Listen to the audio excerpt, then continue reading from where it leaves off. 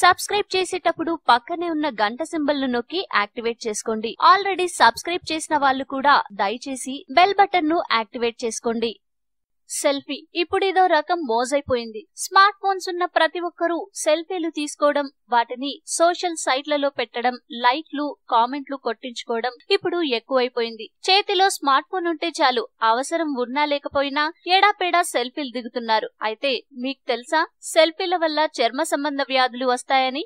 అవును, మీరు విన్నది నిజమే. సెల్ఫీల వల్ల చర్మ సంబంధ వ్యాధులు వస్తాయని పలువురు శాస్త్రవేత్తలు ఇటీవల చేసిన పరిశోధనల్లో తెలిసింది. యునైటెడ్ కింగ్డమ్ లోని లినియా స్కిన్ క్లినిక్ బృందం పరిశోధకులు సెల్ఫీలు ఎక్కువగా దిగుతున్న కొందరిపై ఇటీవల పరిశోధనలు చేశారు. కాగా ఆ పరిశోధనల వల్ల తెలిసిందేమిటంటే, సెల్ఫీ దిగే సమయంలో ఫోన్ తెర ఎదురుగా ఉంటుంది కాబట్టి దాని నుంచి వచ్చే కాంతి ముందు భాగంలో ఒకవేళ ఫ్లాష్ ఉంటే దాని నుంచి వచ్చే కాంతి ఫోన్ విడుదల చేసే రేడియేషన్, ఈ మూడు నేరుగా ముఖంపైకి ప్రసరిస్తున్నాయట.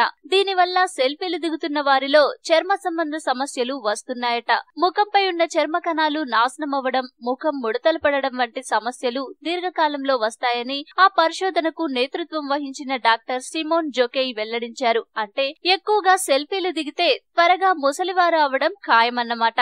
స్మార్ట్ ఫోన్ల నుంచి వచ్చే ఎలక్ట్రోమాగ్నెటిక్ రేడియేషన్ వల్ల మన శరీరంలో ఉన్న DNA కూడా నాశనమవుతుందని పరిశోధకులు హెచ్చరిస్తున్నారు. సెల్ఫీలు దిగే వారిలో అలా రేడియేషన్ కు గురయ్యేందుకు అవకాశం ఇంకా ఎక్కువగా ఉంటుందని వారు చెప్తున్నారు. మన శరీరంలో ఉండే రోగనిరోధక వ్యవస్థ ఎలక్ట్రోమాగ్నెటిక్ రేడియేషన్ కు బాగా దెబ్బతింటుందని, అందువల్ల ఇతర అనారోగ్యాల బారి నుంచి కూడా మనల్ని మనం కాపాడుకోవడం కష్టతరమవుతుందని వారు హెచ్చరిస్తున్నారు. విన్నారుగా, సెల్ఫీలను దిగడం వల్ల ఎలాంటి ముప్పు వస్తుందో. కాబట్టి జాగ్రత్త.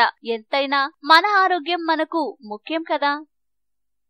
ఈ వీడియో మీకు నచ్చితే లైక్ చేయండి, అందరికీ షేర్ చేయండి, కానీ సబ్స్క్రైబ్ చేయడం మాత్రం మర్చిపోకండి.